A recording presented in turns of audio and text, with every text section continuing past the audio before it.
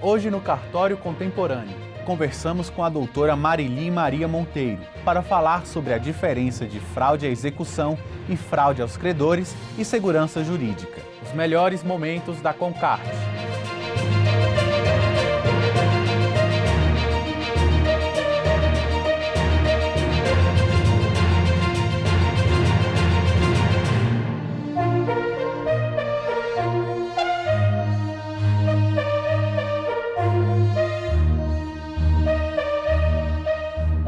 Recentemente, conversamos com a doutora Marili Maria Monteiro, substituta do primeiro ofício do Registro de Distribuição, especialista em Direito Notarial e Registral pela Universidade Estácio de Sá, em convênio com a Emerge, Escola de Magistratura do Rio de Janeiro, e pela Faculdade Metropolitana de Maringá, Unifama, no Rio de Janeiro.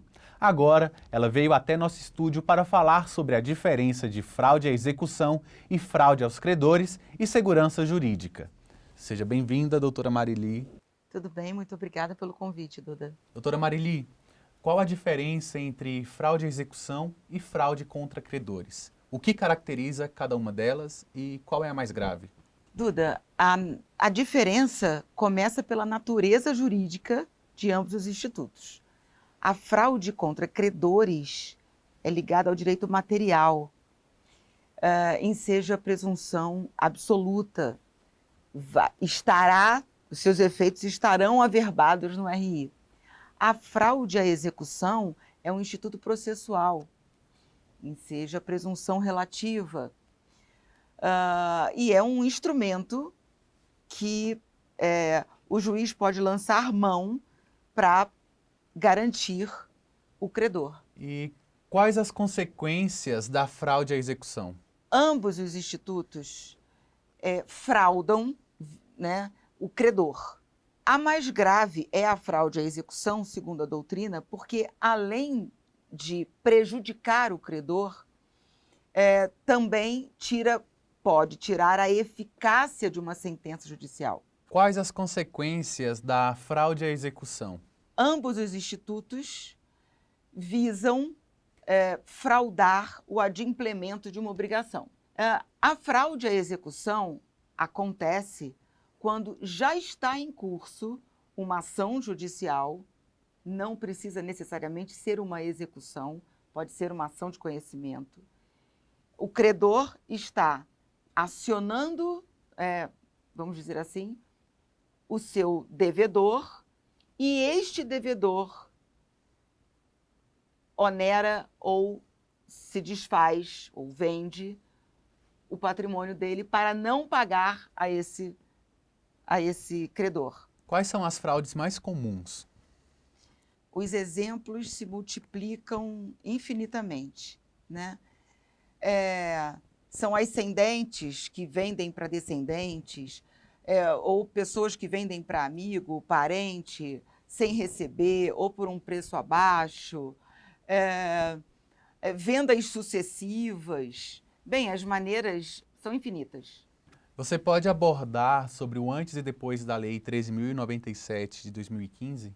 Na minha opinião, a 13.097 tentou aumentar as hipóteses de situações a serem averbadas na matrícula, como forma de aumentar a segurança. O que se alardeou na época, e o professor Scavone fala isso muito bem na última edição do livro dele, é que agora, para compra e venda de imóveis, basta a certidão de ônus reais, basta a certidão da matrícula. Não se precisa pesquisar a idoneidade financeira, e nós estamos falando aqui de fraude à execução e fraude contra credores, então enfim, inafastável a necessidade de pesquisar a idoneidade financeira do vendedor, né? Então se alardeou a época, não, agora não se precisa mais pedir mais nenhuma certidão. Definitivamente isso não é verdade. A doutrina do professor Scavone, do próprio professor Nelson Rosenwald, todos uníssonos nesse sentido. É claro que a intenção da lei foi aumentar a segurança jurídica. E o fez. Aumentou as hipóteses de situações a serem averbadas na matrícula do imóvel. Acontece que a fraude à execução, por exemplo, enseja a presunção relativa. E a partir do momento que está averbado na matrícula do imóvel, a presunção é absoluta, oponível, etc. Então, o exemplo é o seguinte: tenha seus documentos falsificados e, através desses documentos falsificados, aliás, esse exemplo não é meu, esse exemplo está no livro do professor Scavone, e através desses documentos falsificados, alguém vendeu o imóvel dela. E ela, então, entra com uma ação contra o comprador. E o comprador tirou as certidões, estava tudo limpo. Claro, o vendedor teve seus documentos falsificados. Mas esse primeiro comprador vende, com seu nome limpo também, esse imóvel para uma terceira pessoa. Quando ela comprovar a falsidade, mesmo havendo boa-fé, porque não tem nada averbado na matrícula do imóvel, essa venda pode permanecer válida? Não tem como a gente imaginar que o sistema possa beneficiar, né, uma circunstância dessa, porque não está averbado na matrícula. Estar averbado na matrícula do imóvel, sim, gera toda a segurança, mas não exclui a hipótese de haver situações que não estejam lá. E nem por isso o justo, a boa-fé, não vai ser protegida, né? Aliás, os comentários à época foram exatamente: não, agora, se não está na matrícula, fica tranquilo. Ao contrário do que o sistema quer, né? Que é proteger a boa-fé, que é proteger o credor, enfim. Então, na verdade, a lei aumentou a segurança porque aumentou as hipóteses de situações averbadas, mas não pode excluir, não se pode mudar fato ou a realidade com norma, né? Essas coisas acontecem. E porque não está ali, não pode deixar de proteger o credor, muito menos a boa-fé, né? Então, é isso que tem que ficar claro. Aliás, o professor Scavone fala isso muitíssimo bem, né? Quando ele explica o que é necessário, os cuidados necessários. Na verdade, a propriedade no nosso sistema, no sistema brasileiro, é uma presunção relativa, né? Você pode ter registrado o bem, está lá seu nome na matrícula, mas se isso foi consequência de uma fraude, claro que isso vai ser desconstituído com uma ação revocatória, né? Então, o nosso sistema, a propriedade é uma presunção relativa. Ora, são fantasmas que assombram qualquer profissional do direito que trabalhe com isso. Então, sim, há vários cuidados que devem ser tomados. Por exemplo, você vai comprar ou vender, né, fazer um negócio jurídico, sem tirar a certidão de interdições e tutelas, por exemplo, para saber se aquela pessoa é capaz, ou se tem uma falência, ou se tem uma insolvência, enfim, se é uma pessoa jurídica, né, ou física, enfim. Então, nada obstante não estar em alguma norma, não significa que não seja necessário. É isso que eu quero deixar claro. Antes, o tema era regido pelas disposições contidas no artigo 593 do Código de Processo Civil de 73. Com o advento do novo Código, o tema passou a ser regido pelo artigo 792. Quais foram as mudanças? Então, Duda, na verdade, o 593 do Código de 73 e o 792 definem e falam de fraude à execução. Muito bem. O 792 vem com um elenco maior. Na verdade, conceitualmente, está sempre se tentando aumentar a possibilidade. Olha, se não acontecer, se não tiver no RI, averbado na matrícula, não será oponível. Enfim, ao tempo da alienação, já corria contra o devedor ação capaz de reduzi-lo à insolvência, mais ou menos isso. Essa é a essência. O 792 aumentou lá o elenco de possibilidades de fraude à execução, todas linkadas, todas correlacionadas a estar averbado ou não na matrícula. Sem problema, isso é ótimo. Ocorre que, estando ou não determinada situação fraudulenta averbada na matrícula, isso não pode impedir a defesa de quem está de boa fé ou de quem foi lesado, né? É isso que tem que, né? Na verdade, foi ótimo. Tá lá, aumentou o 792, esclarece outras hipóteses e tal, mas o inciso 2 do antigo 593 teve que ser repetido no inciso 4 do 792. No quarto do 792. Por quê? Porque essa é a realidade. Quando, ao tempo da alienação ou oneração, já corria contra o devedor ação capaz de reduzi-lo à insolvência, estando ou não averbado na matrícula, é claro, agora você pode...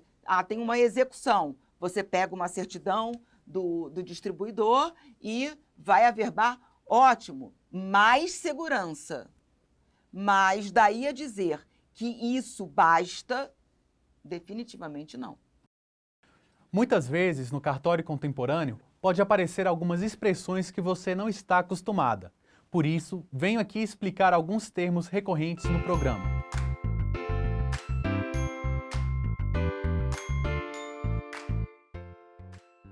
Mediação é um método de resolução de conflitos na qual uma terceira pessoa, o mediador, facilita o diálogo entre as pessoas para que elas encontrem soluções sozinhas.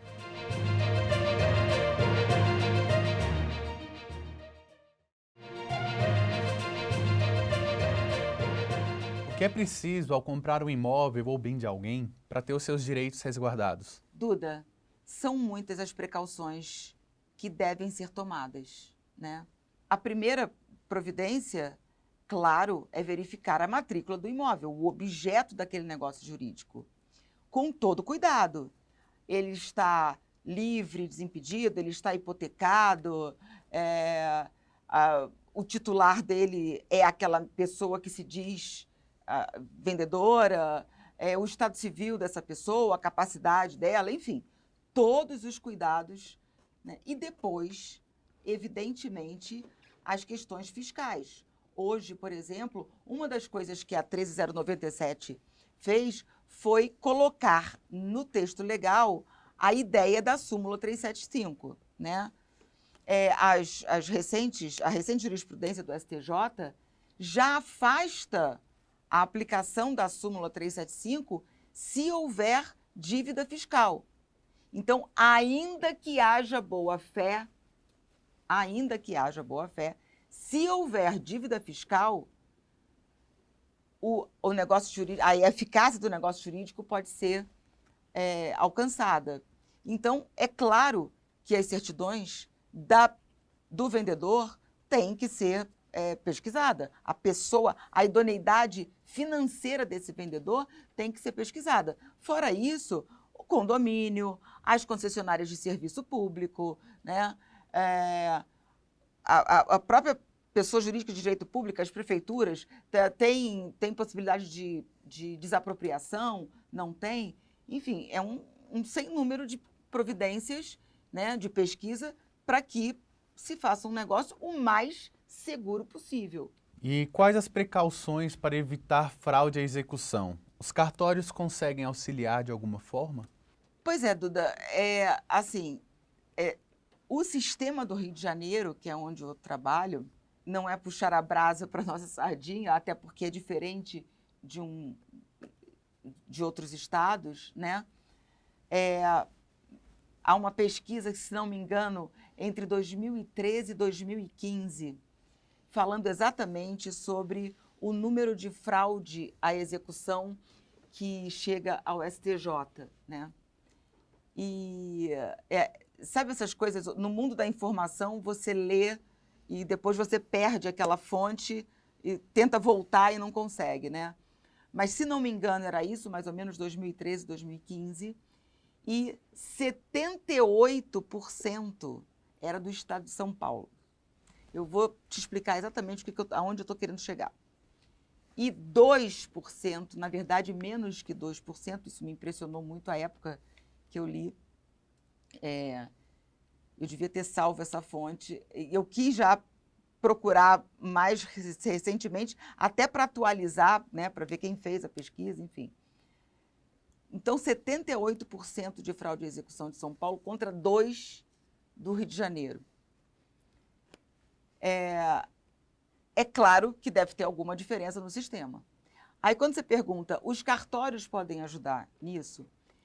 No Rio de Janeiro, os ofícios de redistribuição já nasceram, como eu falei anteriormente para você, como serviços delegados. Então, os titulares, além de ter todo o interesse de prestar o melhor serviço, de cuidar dos seus bancos de dados, agora sob a égide da LGPD, etc. e tal, são fiscalizados pelo Poder Judiciário. É claro que há muita... quando a gente pega uma inconsistência qualquer, uma mudança no processo, eu estou falando, por exemplo, dos registros de ações judiciais, né? Ou dos registros das ações de executivos fiscais. É evidente que as prefeituras, né, e o próprio Estado não manda tudo super organizado, né? No 9º ofício de redistribuição, por exemplo, tem e assim como no 1º, no 2º, no 3º e no 4º, tem o analítico para a pessoa para verificar e entrar em contato com as varas e tal, e com o interesse de manter a rigidez daquela informação. Então, quando você tira uma certidão de uma pessoa física na comarca da capital do Rio de Janeiro, você tem certeza que aquilo, e se houver alguma inconsistência, aquilo é imediatamente, enfim, retificado, né? Então, é claro que esse sistema, eu estou falando isso porque é um banco de dados cuidado, não é simplesmente um armazenamento de dados, né? Eu estou falando isso porque registro de distribuição de ação, né, me parece que em vários estados, errou, não vai ter consequência. Não, uma certidão emitida sempre tem consequências, né? Por isso que eu quis, quando você fez a pergunta, me remeteu logo a essa pesquisa que eu queria tanto ter resgatado a fonte, exatamente por essa diferença. No Rio de Janeiro, há esse tipo de... Eu costumo brincar também, com alunos, ou quando eu estou explicando isso a alguém, que a certidão, por mais cara que ela possa ser, é o seguro mais barato que existe para a compra e venda de imóveis, para um negócio jurídico oneroso. Como conversamos, ao falar de fraude à execução e fraude contra credores, falamos dos cuidados necessários na aquisição de um imóvel. Qual a importância da segurança jurídica na aquisição dos imóveis? Duda, comprar um imóvel é o sonho de todo brasileiro, né? E quando você está diante da possibilidade de realizar um sonho, a gente pode cometer erros porque nosso sistema de segurança fica comprometido, né? Então, se você está vendo que o preço do imóvel está muito barato, está muito enfim, muito menor, né? Ou se a pessoa está com muita pressa, é claro que tudo tem que ser pesquisado com muita frieza. O aumento da segurança jurídica nos negócios pode trazer um impacto na economia? Quanto mais seguro, quanto mais rígido é o sistema, né, quanto menos ações ou judicialização de casos há, mais virtuoso é esse sistema, mais rígido, mais seguro. E, claro, isso traz benefícios. O cartório é uma instituição que traz segurança e certeza de eficiência para a população em geral. Como os cartórios auxiliam para aumentar a segurança jurídica? Duda, enquanto os serviços delegados, né, e fiscalizados pelo Poder Judiciário, os titulares têm todo o interesse em prestar o melhor serviço, né, em otimizar as rotinas, em usar a melhor tecnologia, né? Então, o próprio propósito dos serviços extrajudiciais é o aumento da segurança jurídica, é a otimização das rotinas, é o uso da melhor tecnologia, né? Até porque são fiscalizados pelo Poder Judiciário, seja nos respectivos estados e comarcas, quanto pela Corregedoria Nacional.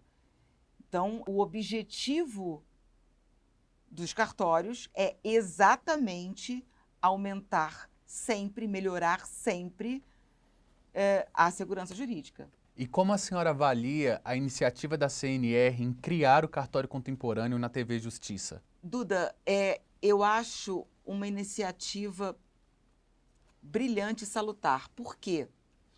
Essa atuação da CNR atualmente, ela traz, ela esclarece, ela leva a informação ao leigo, ao público, né?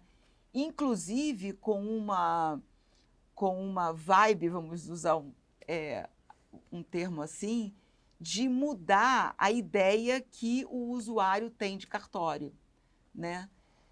Levando a informação, olha, para o que serve, como eu devo fazer, quais são as diferenças das atribuições, esse próprio tipo de entrevista, né?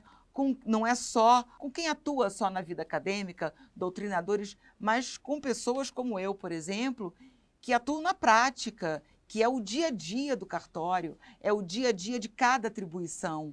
Então, isso leva para o leigo, para o usuário comum, uma ideia de como é que ele vai se comportar diante da necessidade de um serviço extrajudicial. Eu acho salutar. Aliás, o Rogério faz isso há décadas. Doutora Marili, muito obrigado pela sua entrevista. Seja sempre bem-vinda ao Cartório Contemporâneo. Eu é que agradeço. Muito obrigada, Duda.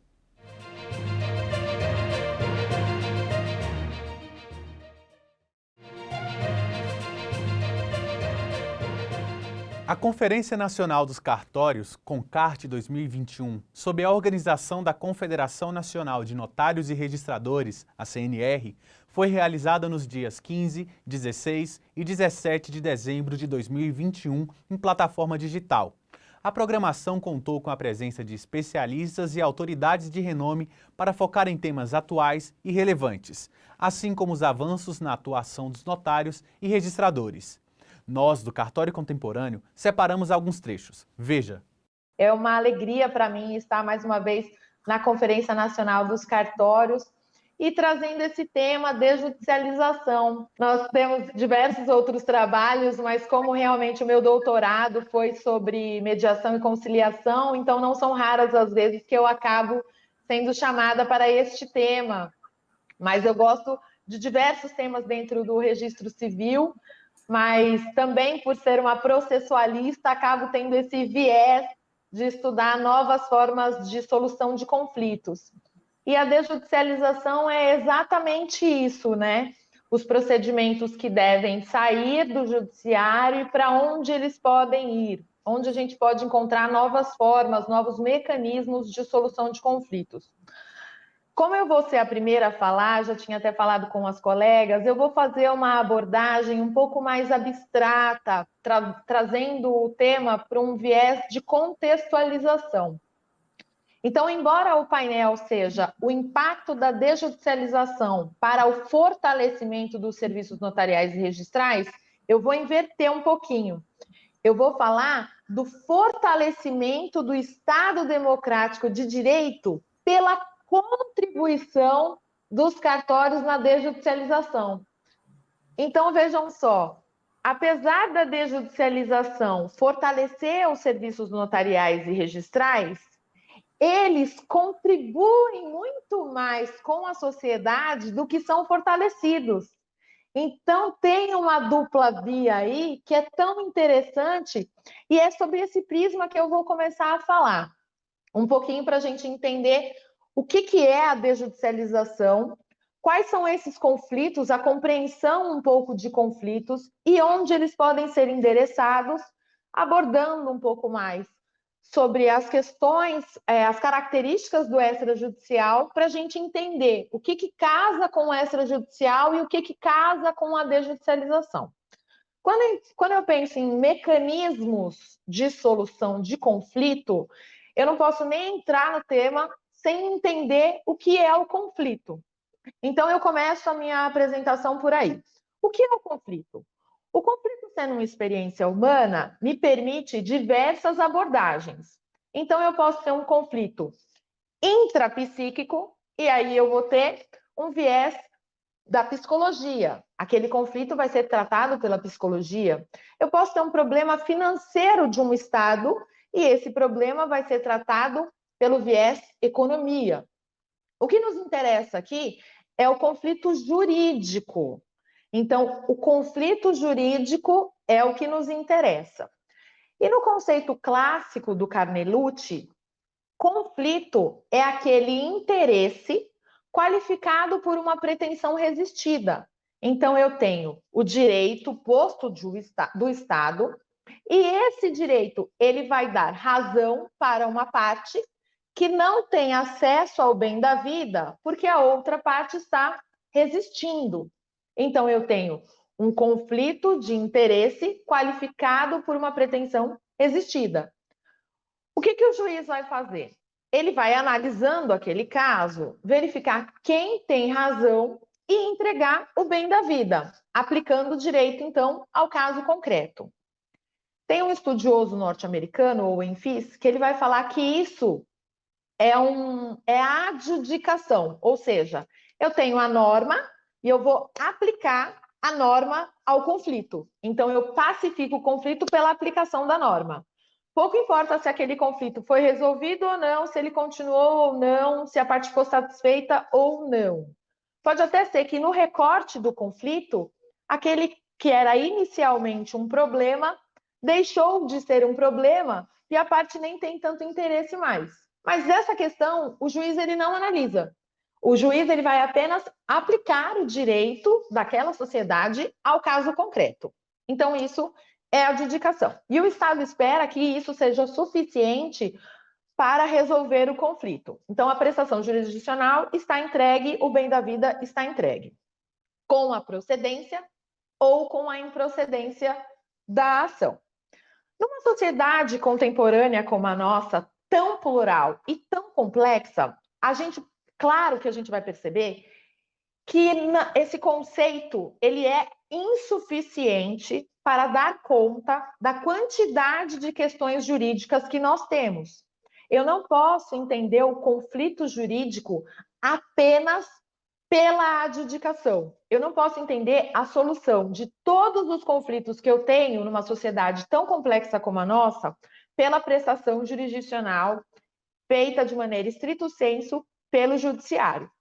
Então, por exemplo, eu tenho um reconhecimento de paternidade, as partes não têm um viés de contraposição, elas não há resistência com relação ao que uma quer, ambas querem a mesma coisa, mas tem um interesse do Estado em verificar aquela situação, para garantir segurança jurídica, para garantir a aplicação do direito, enfim, para verificar questões de constitucionalidade, para garantir interesse de menores, de repente, para garantir o vínculo existente, para verificar a inexistência de vínculo. Enfim, existe um interesse do Estado naquela verificação. Mas existe mesmo o interesse do Estado em dar este conflito para o judiciário? Ou eu poderia entender que o judiciário ele está fazendo essa prestação jurisdicional porque eu não tenho um sujeito que pode ocupar esse lugar? Entendem? Vejam bem essa nuance. Então, se eu tivesse outro lugar para endereçar este conflito, então ele não precisaria estar no judiciário, porque eu não tenho aquela clássica conceituação do conflito resistido, do interesse resistido. Então, se eu consigo perceber que o cartório é um lugar que pode prestar, que pode resolver esse conflito jurídico, então eu não preciso endereçá-lo ao judiciário. Então, o cartório passa a ocupar esse lugar de verificação de segurança jurídica, então, permitindo que esse conflito não seja endereçado ao judiciário e sim endereçado a ele. E é isso que é muito interessante, porque no nosso sistema nós precisamos mesmo de várias formas de solução de conflitos. É aquele conceito do sistema multiportas do norte-americano que nós temos. Lá eles têm já um sistema bem avançado nesse ponto e eles conseguem agregar arbitragem, mediação, novas formas de avaliação de terceiro neutro, onde é feita uma verificação das provas antes da parte ingressar no judiciário, verificando se ela ingressa no judiciário, se ela teria razão ou não. E eles conseguem, inclusive, combinar essas formas. Lá o judiciário é muito caro, então a parte tem esse interesse em resolver e deixar o judiciário como a última ratio do sistema. Então é importante a gente verificar que, em diversos casos, o judiciário poderia ser usado realmente como a última ratio do sistema. Então só vai para o judiciário aquilo que não encontrou nenhum outro lugar para a solução. Então é o que a gente tem hoje com o Sejusc. O Sejusc hoje permite o endereçamento de uma série de conflitos que podem ser resolvidos pela mediação, pela conciliação, sem antes passar pelo crivo do judiciário. E dependendo do caso, ele segue apenas para a homologação, dependendo do caso, fica a critério da parte realmente ingressar, se não foi exitosa aí a mediação e a conciliação. Então, eu tenho um sistema que agrega uma série de portas, uma série de lugares, tanto dentro do judiciário e fora do judiciário, seja de maneira autocompositiva, então pensando que as próprias partes vão chegar a um denominador comum, ou ainda pensando que um terceiro, formas heterocompositivas, que um terceiro pode estar presente naquela situação, seja na arbitragem, seja na mediação ou na conciliação, eu tenho sempre um terceiro que está conduzindo ali a situação, mas que ajuda as partes a chegarem a um denominador comum.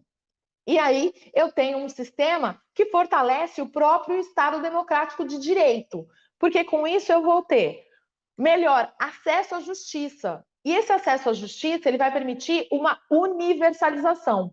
Às vezes a parte, ela conseguindo levar aquele conflito para um lugar que adequa melhor a sua situação, ela vai levar o conflito. Se ela vê que é difícil, que para ela não serve, que para ela é custoso, que vai demorar aquela prestação jurisdicional, ela acaba ficando com o conflito. O conflito não foi resolvido. Então, vocês vejam, a universalização, ela fortalece o acesso à justiça. E é preciso que se diga, como o professor Kazuo Watanabe bem diz, que esse acesso à justiça não pode ser apenas compreendido de uma maneira abstrata. E ele diz que vale o acesso à ordem jurídica justa, ou seja, eu tenho que ter a entrega da prestação jurisdicional num tempo razoável, eu tenho que ter um custo módico de acordo com o conflito para que aquela parte consiga, então, endereçar aquele conflito para a solução. Então, a ordem jurídica justa, ela é mais concreta do que eu pensar simplesmente no acesso à justiça de maneira abstrata. E aí, eu pensando eu também posso dar um viés de fortalecimento do judiciário, porque se eu compreendo o judiciário como a última ratio desses conflitos, me permite também pensar qual é a verdadeira função do judiciário no Estado. Então, no Estado democrático de direito, qual é a verdadeira função do judiciário?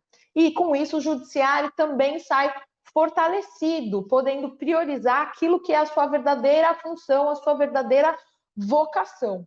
E ainda eu tenho a diminuição da ingerência do Estado na vida privada, porque tem muita coisa que não há uma pretensão resistida. Eu não tenho uma pretensão resistida, mas o Estado tem um interesse na verificação de algumas questões para garantir a segurança jurídica. Mas veja, é uma ingerência que não precisa do Estado judiciário, o Estado compreendido como judiciário. Eu posso ter outros agentes públicos a fazerem essa verificação da segurança jurídica sem que isso seja levado para o judiciário. Isso também tem um contraponto muito interessante que permite o exercício da cidadania. Porque numa sociedade tão litigiosa como a nossa, que as pessoas são incentivadas a ingressarem com o processo, a não deixar suas questões para lá, cada vez mais a conscientização da população de uma maneira geral, o que é muito benéfico para o nosso Estado, acaba também fortalecendo essa litigiosidade. Mas também precisa que a parte veja que ela é que tem que resolver os seus conflitos. Tem conflitos que não, mas tem conflitos que ela própria vai dizer qual é a melhor forma de resolver aquele conflito. Então, eu também tenho isso, porque às vezes a parte ela está numa situação de mostrar uma posição em juízo, mas que não é o seu verdadeiro interesse. Nossa, quantas vezes nós não vemos casos de família que a parte ela ingressa com um pedido de divórcio, um pedido de guarda, partilha de bens, mas na verdade, quem fez mediação, conciliação, quem deu uma estudada boa nessa parte, muitas vezes a gente chega aqui, o casal na verdade quer voltar. O casal está com problema de comunicação, está com outras questões que não conseguem resolver e acabam querendo um rompimento, mas tem algumas sessões que a gente consegue fazer com que aquele casal perceba que o problema deles, na verdade, é de comunicação e eles querem manter o vínculo. E veja, é difícil, se eles ingressarem com um processo, o juiz vai aplicar o direito ao caso concreto, mas não vai atender o interesse deles no sentido da manutenção do casamento. E é uma coisa que a gente consegue fazer se eles estiverem aí numa mediação. Então, também tem essa questão de tirar as partes daquela posição, levando para o verdadeiro interesse que elas têm para uma melhor solução do conflito. E melhor, eu digo, no sentido da verdadeira pacificação. Então, isso também fortalece o exercício da cidadania. Então, vejam só, vejam a importância da gente ter um sistema de múltiplas portas. Então, é claro, o judiciário, última ratio, ele é extremamente importante, extremamente relevante, mas é preciso que eu tenha diversos outros agentes, diversas outras portas, para que seja feita uma adequação no endereçamento dos conflitos, sempre combinando as características do conflito com as características daquele sujeito que vai resolver, que vai solucionar aquele conflito. É preciso que se diga também que o judiciário ele tem uma função principal no Estado Democrático de Direito de verificação dos valores constitucionais. Então, declaração de inconstitucionalidade é uma coisa que o judiciário ele deixa de ser a última ratio para ser a única do sistema. Essa verificação, ele que tem que fazer. Da mesma maneira, esse controle do Estado, até pelo aquele conceito do Montesquieu, da divisão dos poderes, pesos e balanços e contrapesos. Então, essa divisão dos poderes, também o judiciário tem um papel muito importante no controle do Estado, no controle do executivo, no controle do legislativo, que também é sua função. E é claro, alguns casos que o Estado também precisa controlar, então, no caso da segurança pública, casos de sistemas de saúde, também tem um interesse do Estado na verificação daqueles conflitos. Então, conflitos que também devem ser endereçados apenas ao judiciário. Então, nesses casos, eu não consigo realizar desjudicialização. Se você tiver alguma dúvida sobre as atividades dos cartórios, mande-nos sua pergunta para o e-mail tvcartórios@cnr.org.br. Talvez sua pergunta apareça aqui no programa.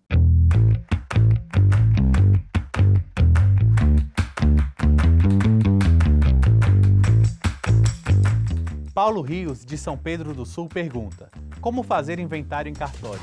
Bem, em se falar de inventário extrajudicial, é importante sabermos que há de se ter consensualidade entre todas as partes, ou seja, não pode haver nenhum litígio, ok?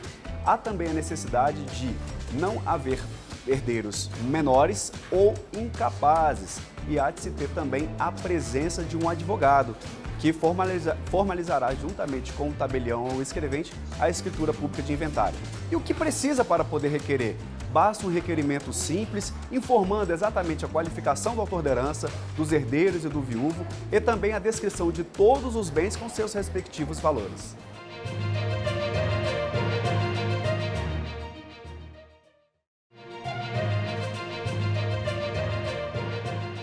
Agora, naqueles casos em que não há uma pretensão resistida, ou seja, eu tenho o consenso das partes e eu preciso apenas da verificação da segurança jurídica, esses conflitos, sim, conflitos jurídicos, devem ser endereçados a outras portas. E aí, sim, entra as serventias extrajudiciais, entram os cartórios. E os cartórios têm feito um trabalho belíssimo nesse sentido. Eu posso mencionar aqui, e aí as minhas colegas vão falar mais especificamente dos casos, mas eu vou só apenas mencionar que em 1979, acho que um dos primeiros casos aí de desjudicialização foi o depósito que a gente viu no registro de imóveis para prestação relativa à aquisição de lotes, com notificação dos adquirentes. Então, já um primeiro passinho do que poderia ser aí uma desjudicialização. Em 1992, a Lei 8.560 trouxe o reconhecimento voluntário a ser realizado no registro civil.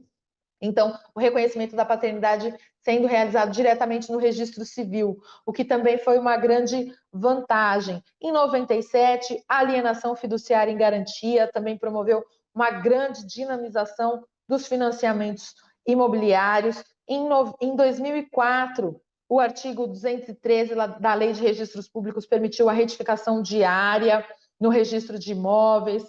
E aí o nosso exemplo maior, em 2007, a gente teve aí a Lei 11.441, que trouxe as separações, divórcios e inventários para o cartório de notas, fazendo aí esses procedimentos de forma administrativa, uma grande vantagem para a sociedade. Então, é muito interessante a gente verificar quantas possibilidades. E aí eu preciso também mencionar que são possibilidades apenas não de desjudicialização no sentido estrito da palavra, aquelas ações que podem sair do judiciário e vir para o extrajudicial, mas eu também tenho uma série de mecanismos processuais que podem fortalecer a eficiência, a efetividade do processo civil.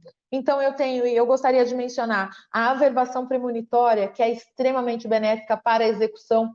Foi um dos meus primeiros contatos com estudo de cartório. Eu ainda não era cartorária e era uma grande estudiosa dos mecanismos que davam efetividade à execução. E eu fiquei maravilhada quando eu vi essa possibilidade de averbação, porque realmente impede que aquele executado caia fora da execução, e a gente tinha muitos problemas nesse ponto. Então, realmente foi um grande benefício, um instrumento, um mecanismo importante para garantir a execução. E a escritura pública de alimentos também, com a possibilidade de prisão do devedor. Então, até então, isso só podia ser feito no judiciário, e o novo Código de Processo Civil trouxe essa possibilidade, acabando com as discussões nessa seara. Também eu achei um mecanismo extremamente importante, extremamente relevante, com a dinamização aí e a possibilidade de prisão daquele devedor de alimentos que a gente adora, que a gente gosta também. Então, vejam, não é só aquela desjudicialização estrito, mas o nosso desafio, o desafio de notários e registradores, é identificar todas as possibilidades, não só de ações, mas também de instrumentos que podem dar maior efetividade ao processo e fortalecimento do judiciário. Então, eu acho que esse é o nosso grande desafio, identificar todos esses pontos que ainda nós podemos avançar. E aí eu gostaria de falar, já encaminhando a minha fala para o final, eu gostaria de falar um pouco sobre as características que garantem ao extrajudicial ser exatamente essa porta a ser reconhecida junto com o judiciário no desenvolvimento do sistema de justiça. E aí eu preciso dizer que a primeira característica nossa é a fé pública. Por que a fé pública? Porque a fé pública é aquela parcela do Estado que nos é dada no momento da delegação. E ela é individual. Isso que é lindo. Então, o Estado pegou uma parcela do seu poder e deu para mim, Érica Barbosa, no exercício da minha serventia, eu exerço esse poder estatal. E isso é a essência da minha delegação. E é por isso que ela é individual. E é por isso que ela não pode ser transmitida nem com ato inter vivos, nem causa morte. Porque ela é dada a mim, individualmente, pessoalmente. E eu exerço esse poder em meu nome, passando aí para os meus prepostos, mas todos em meu nome. E a fé pública é justamente essa característica que nós exercemos no exercício da nossa função, na realização das nossas atividades, concedendo uma verdade material em tudo que nós fazemos. Então, na colheita da manifestação das partes, nos registros que nós praticamos, nas averbações que nós praticamos, mesmo nos atos administrativos, nós exercemos tudo isso com essa responsabilidade individual e essa fé pública do Estado. Então, isso nos garante dizer e dar segurança jurídica nos negócios que nós praticamos. E nós devemos ser reconhecidos como esse agente público em diversos casos em que é só necessária a verificação da segurança jurídica. Todos esses que não temos nenhum conflito de interesse resistido, todos esses podem ser endereçados a nós por causa da nossa fé pública. E aí agrega também a responsabilidade individual com que nós exercemos. Cada um responde pela sua serventia individualmente, no caso de erros, no caso de má-fé. Além disso, eu tenho a fiscalização do judiciário. A fiscalização do judiciário garante, é claro que num país continental como o nosso, o Brasil é extremamente grande, diversas realidades muito díspares, realidades multifacetadas nós temos. Então, é preciso que a gente faça, assim, uma verificação, mas no judiciário, os provimentos do CNJ, cada vez mais próximos da atividade, tem garantido uma unidade nacional tão interessante, o que fortalece ainda mais a nossa fala na desjudicialização.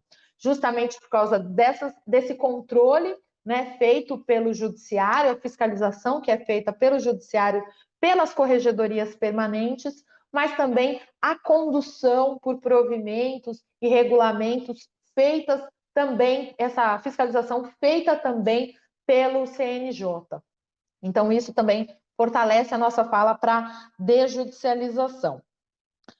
E aí, para a gente, falando um pouquinho dos pressupostos da desjudicialização, eu vou só falar de 3 que são muito interessantes. Quando eu penso em desjudicialização, eu preciso pensar que a parte, ela pode escolher o caminho que ela quer percorrer. Então, a facultatividade é muito interessante. Então, a parte, ela está insegura, ela não quer levar aquele conflito, aquele divórcio para o notas. Então, ela já resistiu. Se ela resistiu, então ela vai para o judiciário. Ela não é obrigada a ir para o cartório. Ela pode ir para o cartório. E isso mostra uma verdadeira adesão. Porque se ela foi para o cartório, ela já tem a consciência que ela tem autonomia e que ela vai resolver aquele conflito. Então, a facultatividade tem sido muito importante nesse período inicial, que a gente ainda tem um longo caminho a percorrer de desjudicialização, apesar das iniciativas que a gente já teve, apesar dos avanços que a gente já teve, a facultatividade é uma coisa que vai fortalecer muito a adesão, na minha visão.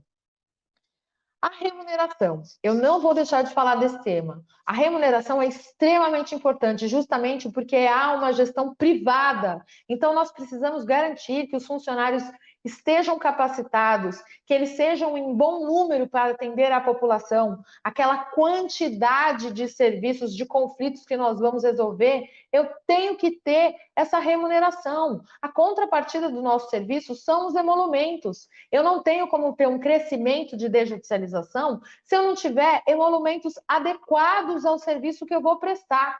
É necessário. Gente, não podemos deixar esse tema para lá, fingir que são lindos, eficientes, não sei o quê, e deixar uma coisa que é importantíssima. Hoje a mediação e a conciliação só não vieram ainda de vez por conta dessa questão dos emolumentos. É preciso que se diga, nós precisamos trazer emolumento para trazer mais serviço, senão as serventias quebram, as deficitárias. O Brasil é continental. Se a gente não tiver um respaldo financeiro, como a gente vai trazer mais serviço para o cartório? É fundamental. Eu só consigo falar em capilaridade se eu falar em serviços comuns a todas as especialidades. Apostilamento tem que poder fazer em todo e qualquer cartório. Não é só nesse, não é só naquele, não depende da especialidade, porque é uma nova atribuição. Se eu estou fazendo um negócio que é uma nova atribuição e não tem nenhum vínculo com nada do que eu já faço, com nenhuma das atribuições que eu já tenho, então ela é atribuição, pode ser dada a qualquer especialidade, porque está ligada mais à fé do que à especialidade que eu estou fazendo. Então, não tem muito sentido. Então, sempre a gente precisa verificar bem onde está essa desjudicialização, qual é o tema da desjudicialização, para a gente verificar se realmente há necessidade de endereçar uma nova atribuição apenas a uma especialidade. Então, eu acredito, mediação, apostilamento, conciliação, tem uma série de coisas que devem ser dadas a todas as especialidades, porque a desjudicialização ela deve ser vista mais como comum, como uma nova atribuição, uma nova atribuição dada aos cartórios e aí comum a todas as especialidades. Encerrando já a minha fala, eu reitero a minha posição. Tenho vários estudos nesse sentido, vários artigos nesse sentido, no sentido de que as serventias extrajudiciais, elas realmente já são reconhecidas como portas do sistema de justiça e favorecem aí o aprimoramento desse sistema, porque conferem segurança jurídica com grande rapidez, com grande eficiência. E é isso que nós fazemos nos nossos cartórios. E o Estado permitir que a desjudicialização avance cada vez mais ratifica o seu compromisso com o Estado democrático de direito pela pacificação, mas não apenas a pacificação jurídica de conflitos, o que muitas vezes nós vemos com a prestação jurisdicional, mas ela garante a pacificação da sociedade. E isso é o que nós temos de mais relevante para oferecer. Obrigada. E por hoje é só. Eu sou Duda Meirelles e foi um prazer tê-los aqui conosco no Cartório Contemporâneo. Se você não pôde ver o programa completo, temos uma reprise na segunda-feira, 19 horas, e no canal do YouTube da CNR. Vejo vocês na quinta-feira, 19 horas, no próximo Cartório Contemporâneo. Até lá!